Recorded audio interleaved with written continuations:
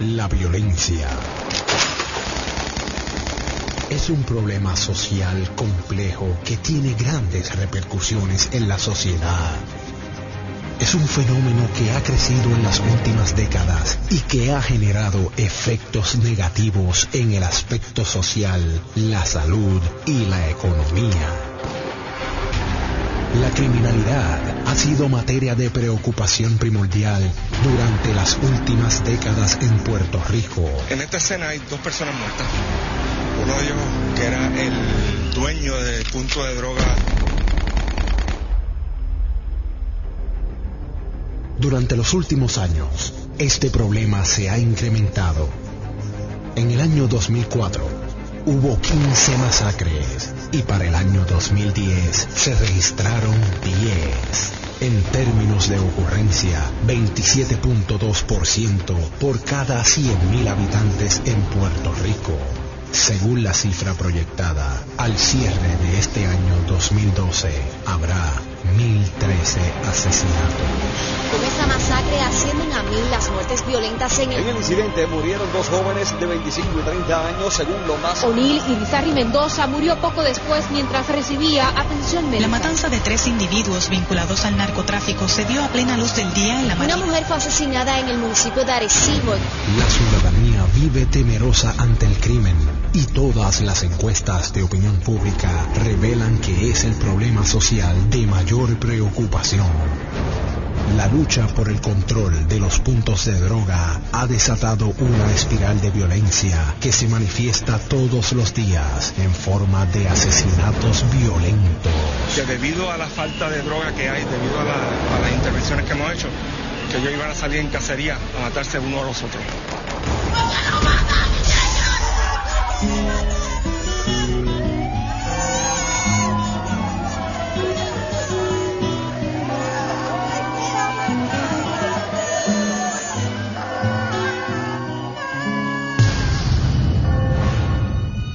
El ciudadano entiende que el Estado no tiene los recursos ni los mecanismos viables para combatir el problema de la violencia que va en aumento desmedido en nuestra sociedad puertorriqueña y trastoca la sana convivencia social, pacífica y armoniosa. Acción Radio presenta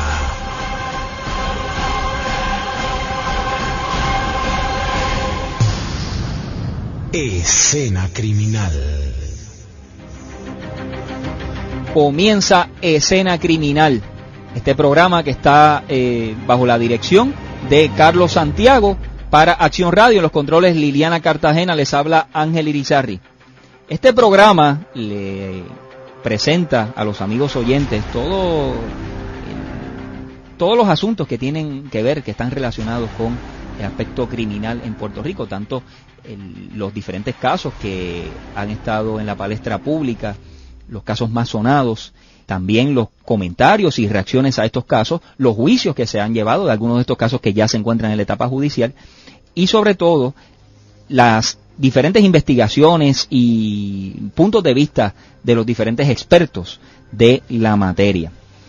Vamos a estar conversando durante la emisión de este programa con las profesoras Benilis González y Mayra Hernández, quienes nos van a estar opinando y dando sus puntos de vista acerca del caso que vamos a presentar hoy. El caso de la esposa del ex juez Carlos Irizarry Yunque. Quiero dejar claro que el juez Irizarry no tiene que ver nada conmigo, ya que casualmente nos apellidamos igual, ¿verdad? El caso de Georgina Ortiz, la esposa del ex juez que falleció de manera vil en los hechos que sucedieron el 17 de agosto del año 2010, hace poco más de 2 años.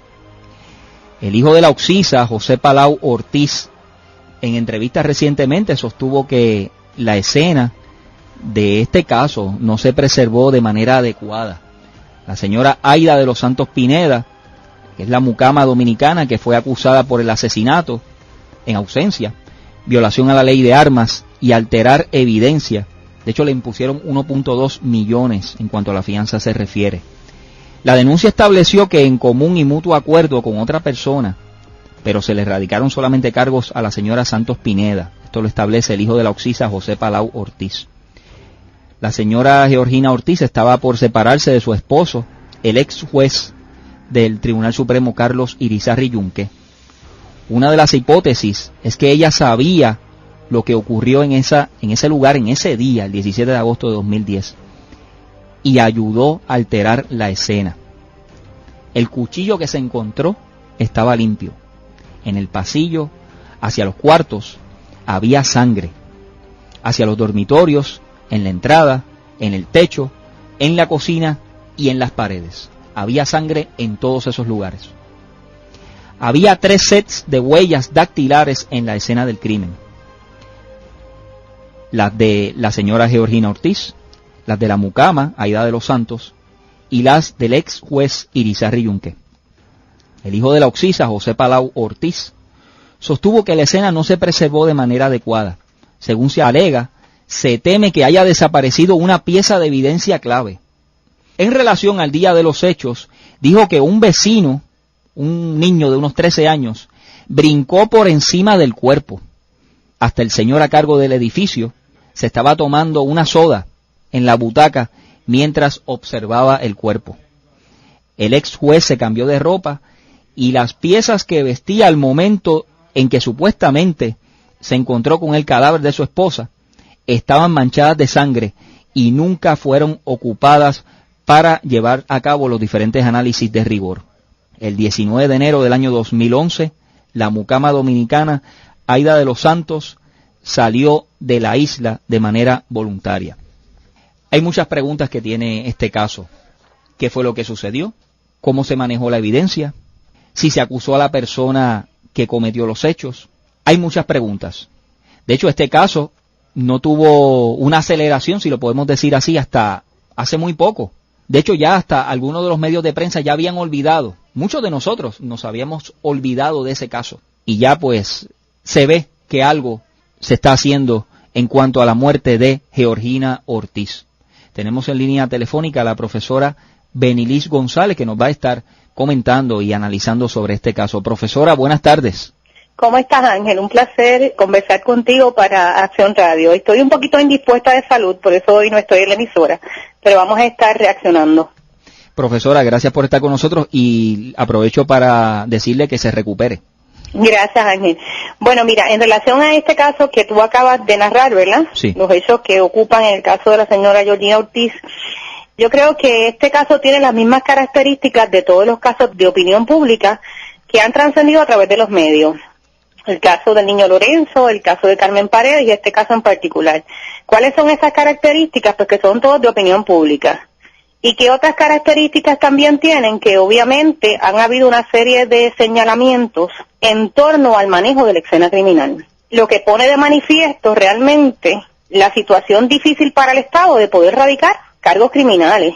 Y como bien usted dice, que obviamente nos habíamos olvidado un poco por partes, ¿verdad? Haciendo un análisis profundo de esto, sí. Nos damos cuenta de muchas cosas que incidieron en esta situación que no están ahí tal vez en lo que son los hechos. Primero que todo, se supone, ¿verdad?, que en una escena criminal ninguna persona entra a la escena. Si se le da acceso a alguien a esa escena criminal, pues entonces estás poniendo en duda tal vez el trabajo que se puede hacer para poder llevar ese caso y que la investigación sea una confiable. El hecho de que haya habido una persona, en el caso del juez, con una ropa con manchas de sangre, esa evidencia debió haberse ocupado y haberse enviado a forense. Otra de las cosas es que originalmente esta señora, Aida de los Santos, había sido catalogada por el Estado como testigo del caso. Un testigo que estuvo bajo protección del Estado en el albergue de testigos, que intentó suicidarse en ese albergue de testigos. Nunca se le tomó una declaración jurada. En el proceso investigativo, los agentes investigadores de la policía establecieron que en ningún momento entendían que ella había cometido los hechos, porque ella no tenía la fuerza física para haber cometido el hecho criminal de acuerdo a cómo se presentaba. Si ella era testigo, después de esto a ella la sacan del albergue de testigos y el departamento de la familia es quien asume la responsabilidad y la internan en un asilo de ancianos. La pregunta que queda en el tintero es, ¿qué inherencia tiene el departamento de la familia en la investigación de un caso criminal, que me parece que es ninguna, porque eso no es una violación a la ley 177, ¿verdad? Una buena pregunta, sí. Entonces, por otro lado, personas ajenas a la escena, que entraron como se alega, que fue el niño de 13 años que entra a la escena, como el caballero que era el vigilante del edificio, que se sienta a tomarse un refresco donde hay una escena criminal. A mí me parece que todo esto no abona a mejorar, ¿verdad?, para que los casos realmente se puedan llevar de acuerdo al debido proceso. ¿Sabes? Lo que pone de manifiesto es ¿qué pasó aquí? O sea, es la pregunta que nos tenemos que hacer. Porque entonces ahora esta señora la acusan, o sea que de testigo pasa a ser ¿qué? Sospechosa y acusada de delito. Y a mí me parece que si ella alteró la escena limpio del cuchillo y ella no cometió el delito, la tenemos que acusar por un encubrimiento, ¿verdad? No por un asesinato per se. Entonces, por otro lado, yo nunca había visto, en los 23 años que yo trabajé para el sistema de justicia criminal, en una denuncia, de acuerdo a la regla 5 del procedimiento criminal, ¿verdad?, que está el concepto de denuncia, que es el escrito jurado y firmado en la que se le imputa a la comisión de un hecho delictivo, se diga que esta señora en común y mutuo acuerdo con otro. ¿Y dónde está ese otro? Porque ese otro no lo acusaron. ¿Dónde está esa persona que se dice, ¿verdad?, que fue parte de cometer ese hecho delictivo? Otra de los errores, por decir así, de la cadena de errores, como parte del hecho criminal, es la situación de que después de 2 años ellos vienen a ocupar el vehículo del juez para hacerle prueba. Tiempo que pasa, verdad que huye. Eso es uno de los postulados o una de las reglas de oro de investigación criminal. Profesora, manténgase en línea, vamos a una pausa comercial y volvemos con este interesante tema del caso de la señora Georgina Ortiz, que falleció asesinada en los hechos que ocurrieron el 17 de agosto de 2010. De hecho, Georgina Ortiz, esposa del ex juez Carlos Irizarry Yunque. Vamos a una pausa y volvemos. Esto es Escena Criminal por Acción Radio. Escena Criminal regresa en breve por Acción Radio. Y ahora regresamos a Escena Criminal por Acción Radio. Y volvemos, amigos oyentes de todo Puerto Rico, a través de Acción Radio por el 740 AM. Esto es Escena Criminal, este programa de asuntos de criminología, asuntos de todos los casos en la palestra pública que han impactado al país. Les habla Ángel Irizarry, tenemos en línea telefónica a la profesora Benilis González, quien está cuestionándose sobre varios asuntos nebulosos que han ocurrido durante este proceso de investigación en cuanto a la muerte de Georgina Ortiz, esposa del ex juez Carlos Irizarry Yunque, que fue asesinada en hechos ocurridos en agosto del año 2010. Yo quería dejarle 2 preguntas a la profesora para que las uniera a todo este conversatorio que ella nos está brindando en este momento. Hay 2 asuntos aquí importantes, profesora, en cuanto a la mucama, la señora Aida de los Santos Pineda, que se encuentra en estos momentos ya en la República Dominicana y que la acusación se hizo en ausencia.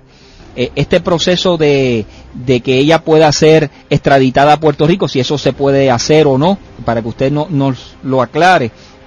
Y luego, si este caso de la señora Georgina Ortiz de alguna manera es algo repetitivo en cuanto a la manera de investigación que se hace en Puerto Rico, porque por mencionar el caso de Carmen Paredes, por ejemplo, el caso del niño Lorenzo, todos estos casos han tenido ciertos errores en el proceso inicial de investigación. ¿Es algo común que esto suceda así o es que sencillamente se olvida el proceso de cómo llevar a cabo una investigación criminal? Esto que lo añada a lo que usted nos estaba conversando. No, Ángel, mira, en relación a lo primero que planteas sobre el proceso de extradición, esta señora, la Aida de los Santos Pineda, ella estaba ilegalmente en Puerto Rico, según alega el gobierno federal, ¿verdad? La agencia ICE, Immigration and Customs Enforcement, que es la agencia que tiene a su haber, ¿verdad?, la responsabilidad de procesar todos los casos de personas que entran ilegalmente a la isla. Ellos manifestaron que ella salió voluntariamente de Puerto Rico. A mí me parece que si ella era testigo de un caso, después entienden que era la sospechosa, ¿verdad?, que esto es contradictorio, debieron haberla dejado aquí. Porque de acuerdo a la información que ofrece el hijo José Palau Ortiz, que es el hijo de Loxisa, él lo que dijo fue que obviamente el Estado la había enviado para República Dominicana porque salía muy costoso mantenerla aquí. Pero entonces ahora tenemos un doble trabajo, porque si salía costoso ahora hay que extraditarla, y eso es un proceso que tiene que hacer el gobierno de Puerto Rico junto con el de República Dominicana. Y sí, hemos tenido otros casos de personas que han estado en República Dominicana evadiendo la justicia a nivel local, no federal, a nivel local, y sí han sido extraditados porque esos son convenios que se hacen, ¿verdad? Sí. A nivel del gobierno, pero todo ese proceso se pudo haber evitado si a ella lo hubiesen mantenido en Puerto Rico. Luego lo segundo que le había preguntado en cuanto, y claro, para que usted nos siga comentando sobre los hallazgos que usted ha podido descubrir en cuanto a esta investigación, si hay algún tipo de paralelismo con las investigaciones que se han hecho del caso del niño Lorenzo, y menciono este caso y el de Carmen Paredes, de la muerte de Carmen Paredes, porque son de los más sonados, ¿no? En cuanto al proceso inicial de la investigación, si ha tenido errores, equivocaciones, quizá no se hizo el proceso como debió haberse hecho, y si esto es un patrón normal a la hora de hacerse una investigación de tipo criminal. Bueno, como yo reaccioné inicialmente, yo dije que estos casos tienen las mismas características. Son de opinión pública y han tenido un pobre manejo de la evidencia recopilada en la escena. Se han dejado cabos sueltos, no se hizo conforme a los protocolos, ¿verdad?, de las agencias, lo que pone de manifiesto que para poder procesar este caso y encontrar a la persona culpable más allá de duda razonable, el Estado va a tener un problema, porque si miramos y hacemos un análisis de los tres casos, todo es prueba circunstancial. No tenemos testigos presenciales, ¿verdad? Correcto. Los tres casos tienen esta misma característica, Ángel, sí. No tenemos testimonio presencial. Eso es así. Y entonces, ¿pero qué pasa? El llevar un caso por prueba circunstancial es mucho más difícil para el Estado, que es que tiene que poner el peso de la prueba. De hecho, han sido 2 años en cuanto a esta investigación que se ha hecho, que inclusive muchos de nosotros ya nos habíamos olvidado de este caso, el caso de Georgina Ortiz, cuando ocurrió, que de hecho los medios de prensa le dieron una cobertura extensísima y estuvo así como un mes más o menos, y de momento el caso se olvidó. Luego siguió, claro, el caso de Lorenzo, que ese sí se ha mantenido en la palestra pública todos los días, debido a que varios medios algunos programas de televisión pues constantemente están todos los días mencionando del mismo. Pero este caso en particular, un caso bien misterioso, una muerte totalmente misteriosa, y como usted menciona al comienzo de este programa, usted mencionó sobre el caso del automóvil, que no se investigó el automóvil, no se utilizó para la evidencia, no se pudo hacer un tipo de investigación justamente después de la muerte de doña Georgina, sino que se hizo prácticamente 2 años después. Sí, porque obviamente si tú tienes un vehículo y tú entiendes que tienes relación, aquí todo es pertinente en una investigación. Se supone que tú ocupes todo lo que tú entiendas que es pertinente para esclarecimiento del caso. Y obviamente, en ese caso en particular, el Estado esperó 2 años para ocupar ese vehículo. Y la evidencia que querían buscar, que a lo mejor estaba ahí, tiene que haber desaparecido, presumiblemente. ¿Entiendes? Porque obviamente por el tiempo que pasó, no sé cuál era el fin, con qué propósito, ¿verdad?, lo hicieron, pero a mí me parece que 2 años es un tiempo demasiado extenso para poder hacer un buen análisis de vehículos en una investigación como esa. Por otro lado, en la escena se levantaron 3 sets de huellas. El de la señora Aida de los Santos, el de Oxisa y el del ex juez Irizarry Yunque. La pregunta es, ellos 2, porque obviamente la Oxisa ya no puede decir, pero ellos 2 son las personas que saben que fue lo que ocurrió allí. Porque si realmente no aparece otro tipo de huellas, no aparece como que hayan entrado otras personas allí, ellos son los que pueden decir que fue lo que ocurrió en ese apartamento. Correcto. Y entonces, otra de las cosas es que la ropa que estaba ensangrentada no se ocupó. ¿Por qué no se ocupó y se sometió a análisis? Otra de las cosas que se dice es que ella tenía en sus uñas una evidencia como de lucha, ¿verdad?, que ella luchó por su vida y que obviamente no se pudo hacer una comparativa en forense porque era tan poca la evidencia que no se pudo hacer. Esa es otra de las alegaciones que se hace.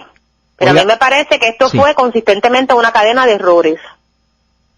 Profesora, le quería preguntar, en estos casos cuando ya se han hecho unas acusaciones aquí en este aspecto, 2 años después, ¿se puede inclusive exhumar el cadáver para hacer investigaciones?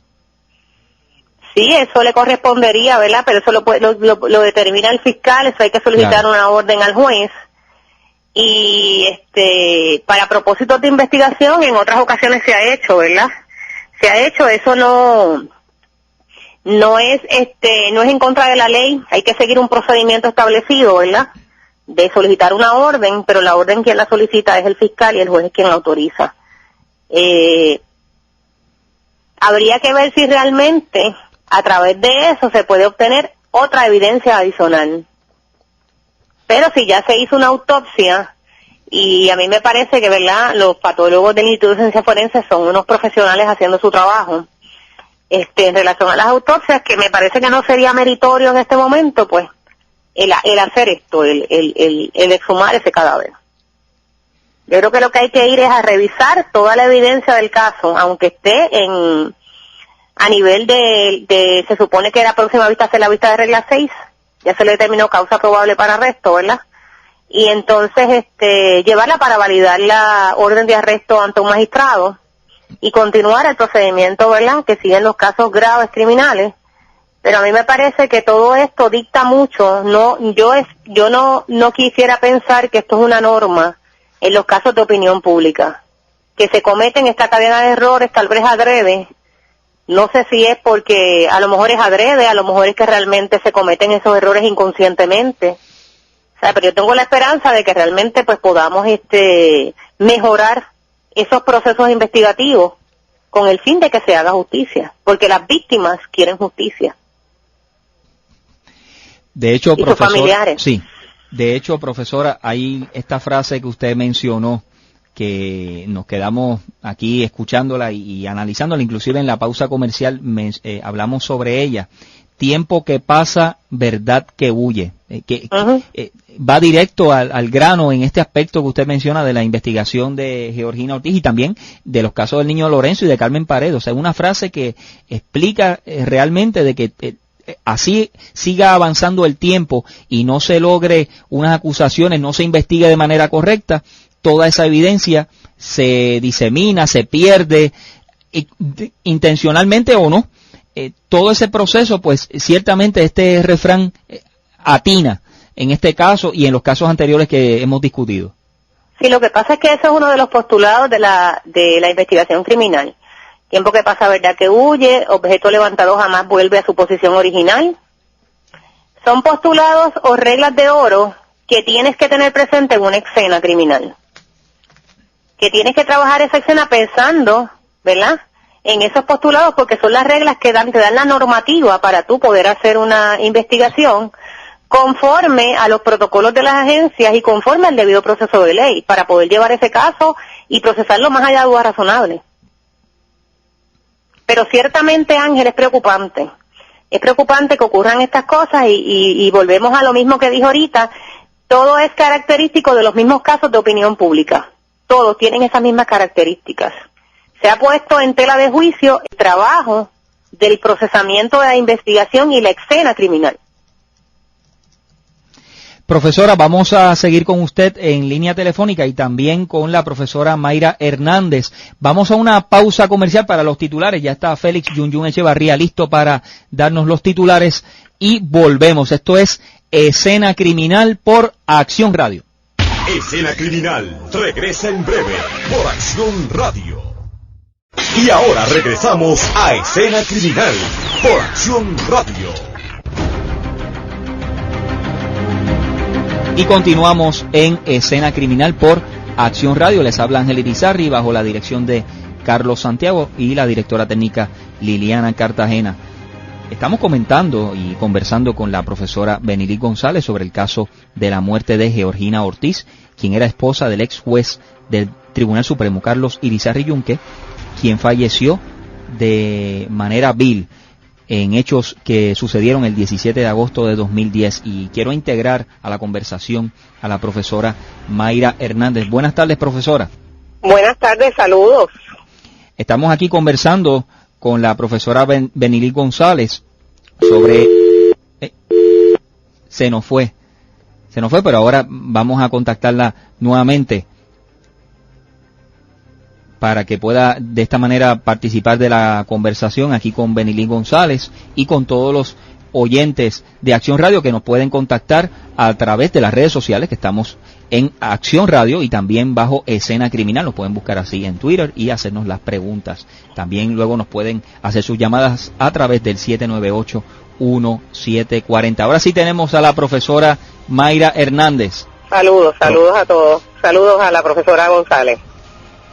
Profesor Hernández, estábamos conversando sobre el caso de la muerte de Georgina Ortiz, cómo este proceso, un caso que está en la palestra pública, que aunque ocurrió en el año 2010 ya nos habíamos olvidado del mismo porque no se comentaba sobre la investigación de este caso y de repente comienza todo a volver a investigarse hasta que ya se radican cargos en ausencia en este caso contra la señora Aida de los Santos Pineda, que era la mucama, la señora dominicana que trabajaba como empleada doméstica en la casa de Georgina Ortiz y del juez Carlos Irizarry, del ex juez.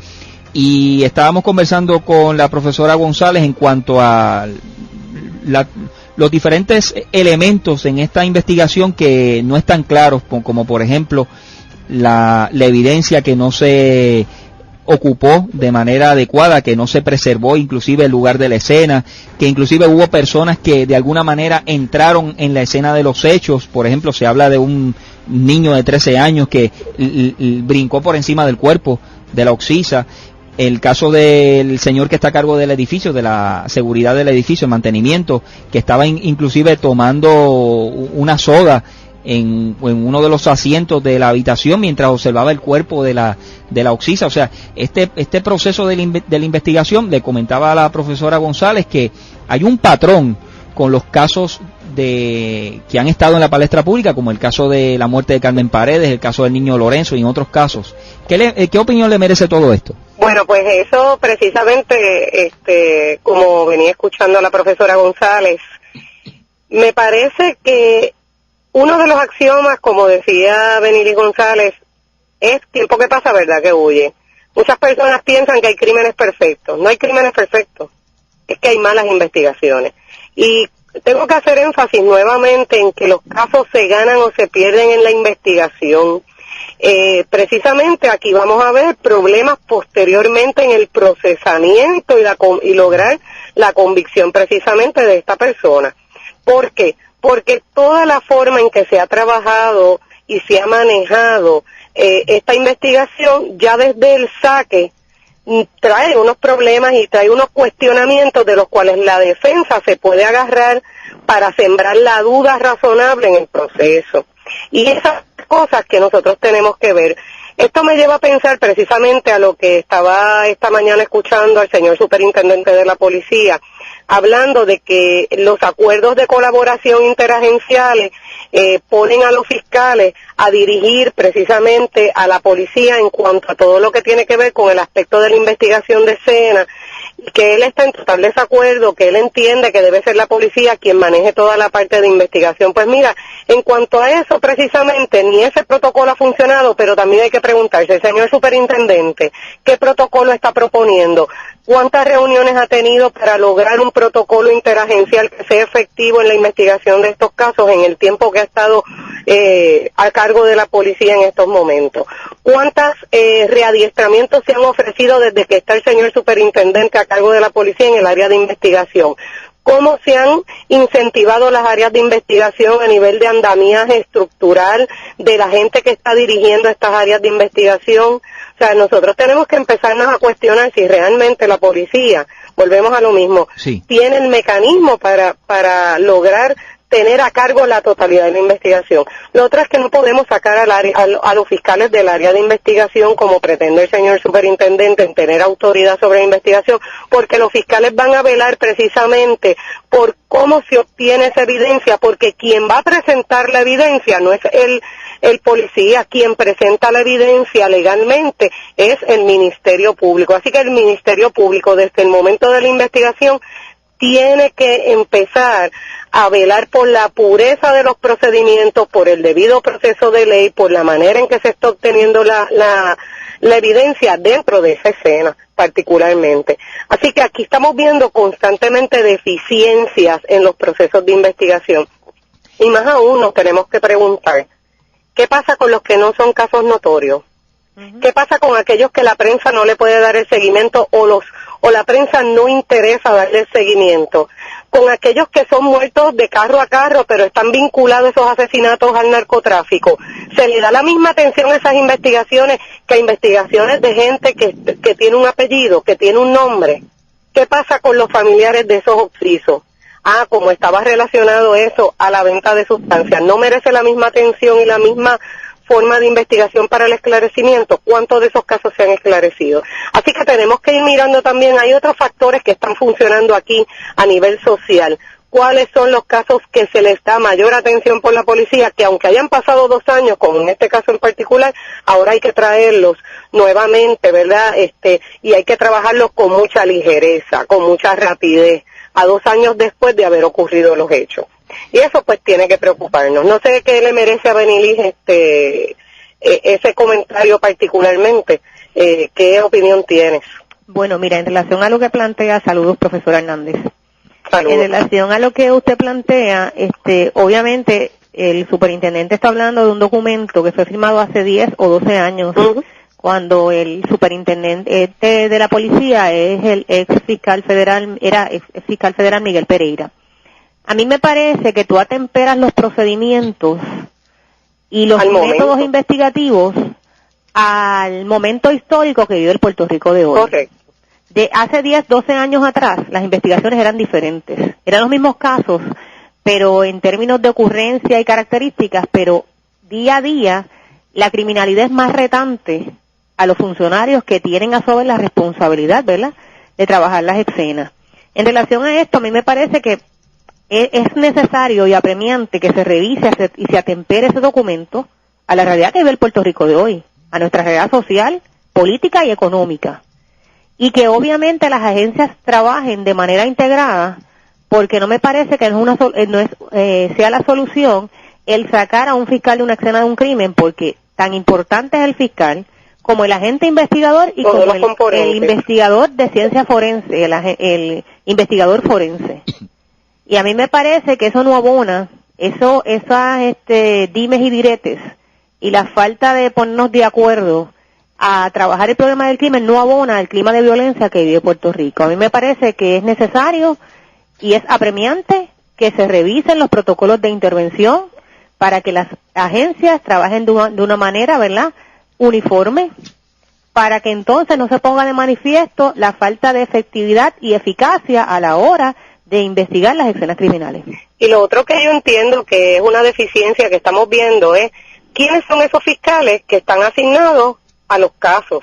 Muchos de estos fiscales han sido de nuevo nombramiento, no tienen una experiencia, un bagaje en el área de investigación criminal, el que prácticamente los pone en una desventaja. Yo entiendo que una solución podría ser que estos fiscales que son nombrados con recientes nombramientos, que no tienen una experiencia, no vienen de una experiencia en el área criminal, cuando les toque ir a trabajar un caso, lo trabajen, vayan adiestrándose en el proceso con un fiscal, si lo pudiéramos llamar ya de esa manera, un fiscal senior, un fiscal que ya ha tenido la experiencia, que tiene varios casos que ha ido a investigar, que tiene ¿verdad?, el bagaje para poder adiestrar a este otro fiscal y que entonces posteriormente ese fiscal pueda trabajar los casos solo.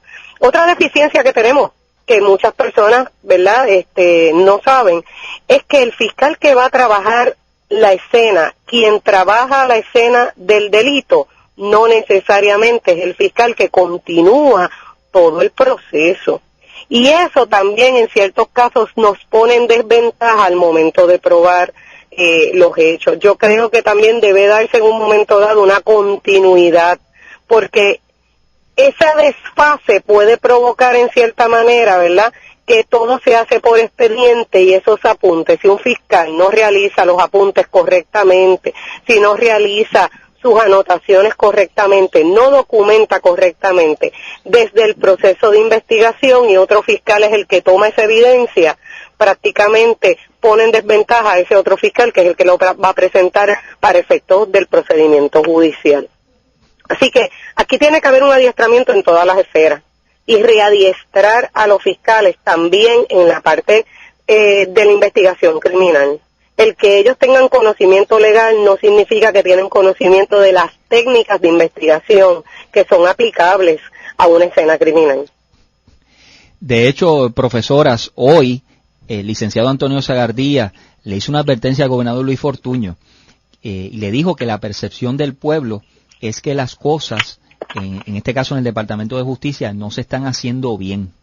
Esto ha sido en referencia, claro está, todo lo que ha surgido hoy en los medios de prensa, todo esto que está ocurriendo en el Departamento de Justicia con la merma en radicaciones y las pesquisas deficientes que aquejan a esta agencia. De hecho, ha habido muchas reacciones sobre lo que dijo Zagardía y en cuanto a que Guillermo Somoza, el titular de Justicia, asegura que su agenda en la agencia no es político partidista y que no hay ningún tipo de descalabro en esa agencia. O sea, él niega que haya merma en radicaciones y que las pesquisas se estén haciendo de manera deficiente. Todo esto lo menciono porque ustedes han dado en el clavo en cuanto a estas cosas que están ocurriendo. Lo estamos viendo en las investigaciones, donde hay un patrón de que las cosas no se están haciendo bien porque realmente deben de hacerse bien para que un caso... Es que no puede haber radicaciones si yo no tengo esclarecimiento. Sin esclarecimiento, sin una identificación del autor de los hechos, ¿a quién le van a radicar los fiscales? Sin tener prácticamente a esa persona ubicada, ejecutando la acción criminal, ¿a quién le van a radicar? ¿Qué delito le van a radicar? ¿Qué elementos constitutivos del delito van a probar? Así que no pueden haber radicaciones si no hay una buena investigación que le dé base a esas tres cosas para poder probar un caso. Aquí ahora mismo hay muchos casos que están dependiendo, tenemos el caso de Yexeira y el caso de Pablo Casella, dependiendo únicamente de prueba circunstancial, una prueba sumamente susceptible a la duda. Y en este momento prácticamente se han radicado. ¿Por qué? Porque son casos de opinión, que mueven la opinión. Pero yo siempre he dicho, vamos a ver el futuro de estos casos. Puede ser que pasen de vista preliminar, van a llegar a una lectura de acusación, pero tenemos que estar pendientes. Van a pasar de un proceso judicial y vamos a lograr la convicción. Esa es la parte que tenemos que, con prueba circunstancial, sólida, a pesar de todas las deficiencias que se ha tenido en la parte investigativa con estos casos. Eso es lo que nos tenemos que plantear. Así que también no podemos culpar totalmente al Departamento de Justicia por la pobre radicación cuando tenemos también una deficiencia a nivel investigativo. O sea, las agencias no pueden pasarse la responsabilidad una a otra. Todas son agencias que se supone que trabajen sistemáticamente integradas. Y la que estamos viendo aquí es una lucha de poderes entre dos jefes de agencia. ¿Quién tiene más responsabilidad? ¿Quién va a quedarse a cargo de qué? Cuando debe ser las tres instituciones deben estar coordinadas para trabajar en un fin común, el esclarecimiento de los casos. Esa debe ser la finalidad. Así que debe ponerse el señor superintendente, el señor secretario de Justicia y la doctora Conte deben estar de acuerdo como Instituto de Ciencias Forenses en cuál va a ser el protocolo a seguirse dentro de una escena. Y hacerlo formal y atemperarlo al momento en que estamos viviendo y buscar las soluciones a los problemas que tienen internamente dentro de la agencia, identificarlos para poderlos poner al servicio de la investigación. Una de las cosas que yo creo que se puede hacer, ¿verdad?, abonando a todo esto que estamos discutiendo. Sí, adelante. Es el hecho de que nosotros tenemos en Puerto Rico divisiones especializadas en procesamiento de casos de violencia doméstica. Que es muy válido porque ustedes saben que los problemas de violencia de género han estado, aún con la ley 54, ¿verdad?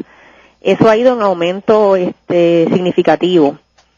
Yo diría que igual que tenemos unas divisiones especializadas en violencia doméstica, ¿por qué no trabajamos para especializar todos los recursos que tenemos, ¿verdad?, en las agencias que trabajan los casos de asesinato y que obviamente ese proceso se haga desde el investigativo, que es lo que planteaba la compañera Mayra Hernández, de que el fiscal que tiene el caso, pues obviamente a lo mejor investigó la escena y después no le da continuidad al proceso.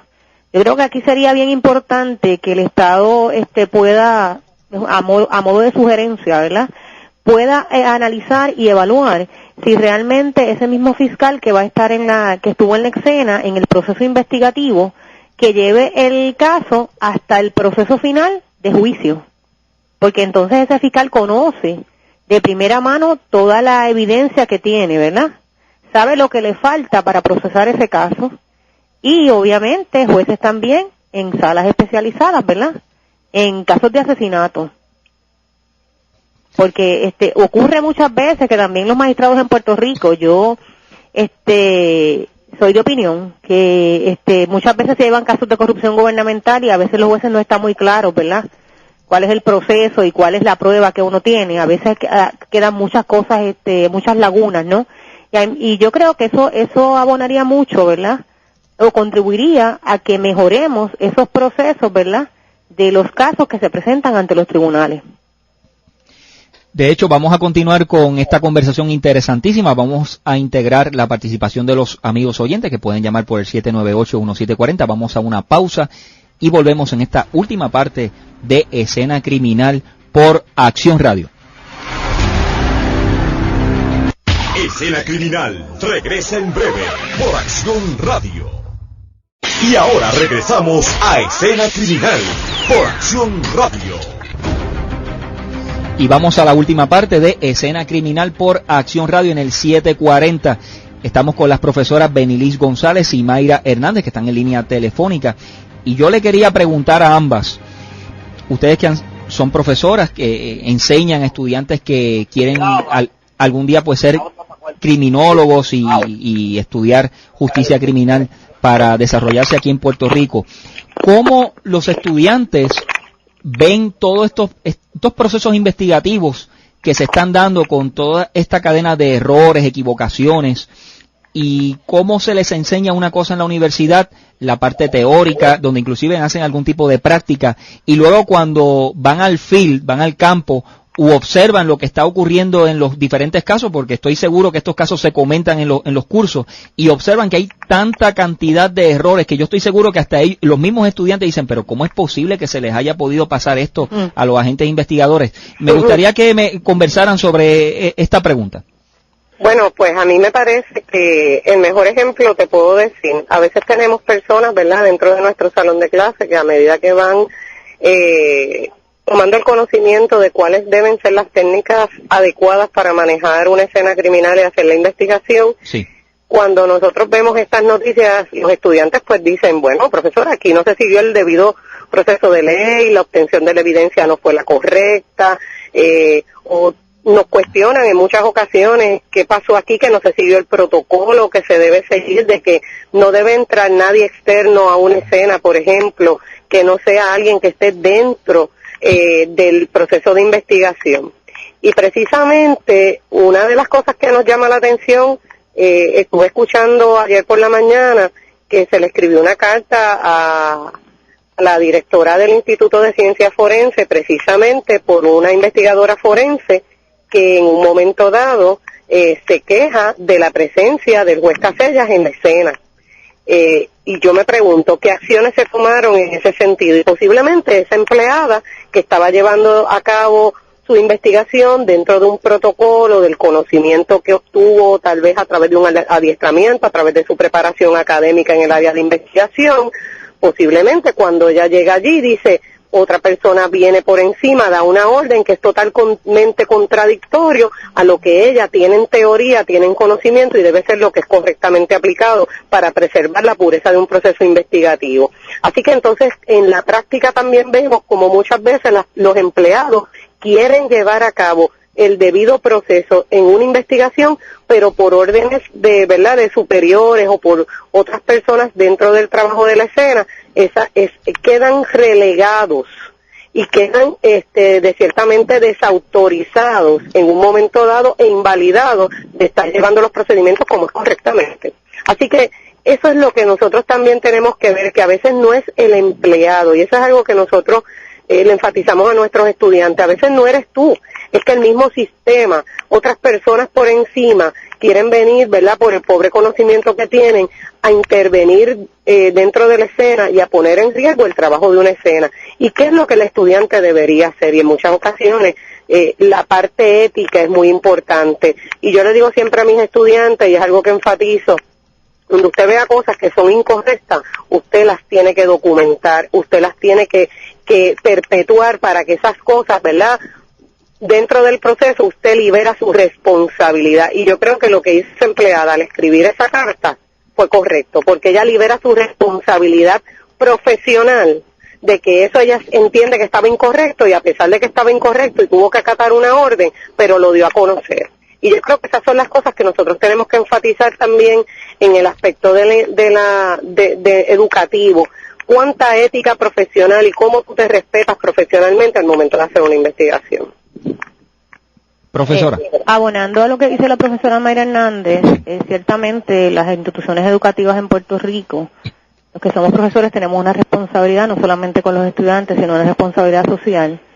Y nosotros siempre le decimos a ellos, ¿verdad?, que la verdad es una, y que la justicia es darle a cada quien lo que le corresponde de acuerdo con la ley, que muchas veces pues podemos ver una cosa en teoría y cuando vamos a la práctica es otra. Por eso nosotros combinamos la parte teórica con la práctica, ¿verdad?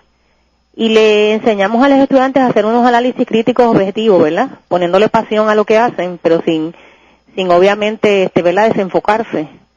Y los estudiantes tienen unas reacciones muy positivas a esto. A mí me da mucha esperanza porque el hecho de que la gente se quiera preparar, ¿verdad?, en estos campos que son tan importantes, es necesario porque nosotros necesitamos que, ¿verdad?, que todos abonemos a trabajar por erradicar este problema social que está en Puerto Rico, ¿verdad?, que es el crimen. Y yo siempre le digo a mis estudiantes que el sistema de justicia criminal necesita de hombres y mujeres ética, moral y socialmente comprometidos para hacer justicia. Cada uno de nosotros tenemos una responsabilidad y los estudiantes sí se cuestionan porque sí analizan y sí quieren colaborar para mejorar todas estas situaciones que estamos presentando.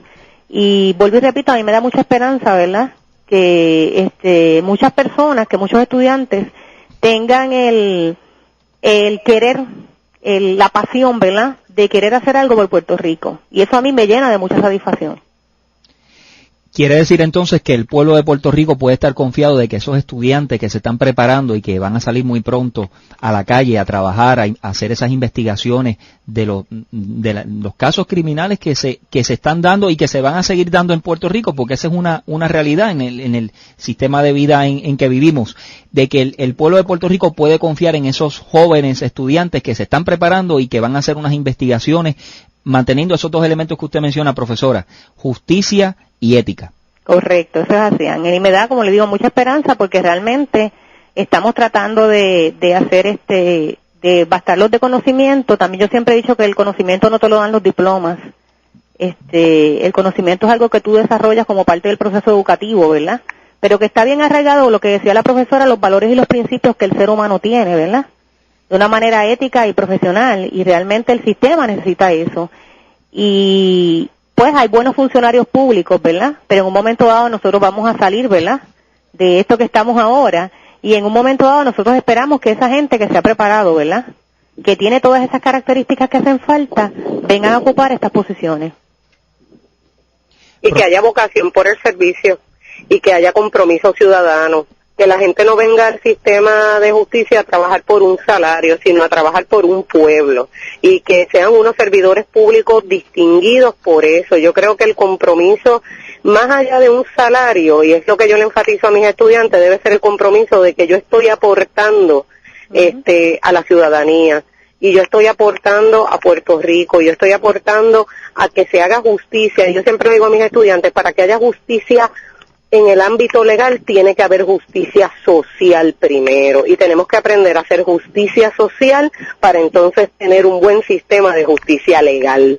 Y eso es una de las cosas que yo le enfatizo a mis estudiantes. Tenemos que mirar a la otra persona, que independientemente yo la conozca o no, cómo estoy ejerciendo mi trabajo de servicio en pro de esa persona. No buscar mis intereses propios, sino buscar los intereses en común y empezar a mirar todos cómo nos afectamos por la alta incidencia criminal y la mediocridad que hay en el sistema. Y si yo sigo siendo un mediocre, yo perpetúo esa mediocridad, a quien está afectando es a mí, porque yo sigo siendo parte de esta sociedad puertorriqueña. Y ese es el mensaje que yo le doy a mis estudiantes en todos mis cursos.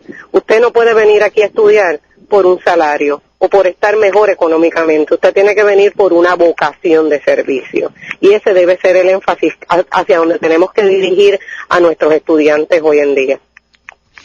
De hecho, me llevo, y seguro que los amigos oyentes, esos adjetivos que ustedes dos mencionaron, ambas, el sentido de justicia, el sentido de ética, la vocación y el compromiso que deben tener no solamente los estudiantes que se están preparando, que están recibiendo el insumo y la enseñanza de ustedes y de otros muchos profesores que son dedicados, sino también de que a la hora de estar trabajando, inclusive los que ahora mismo están investigando, de que tengan en mente esos elementos fundamentales a la hora de hacer una investigación. Y yo creo que con eso podemos cerrar, llevarnos ese aspecto positivo de este caso que hemos analizado hoy, el caso de la señora Georgina Ortiz, la esposa del ex juez del Tribunal Supremo Carlos Irizarry, que falleció de manera vil en hechos que sucedieron el 17 de agosto de 2010, hace ya poco más de 2 años. Le quiero agradecer muchísimo a ambas, la profesora Benilí González y la profesora Mayra Hernández, por esta disertación.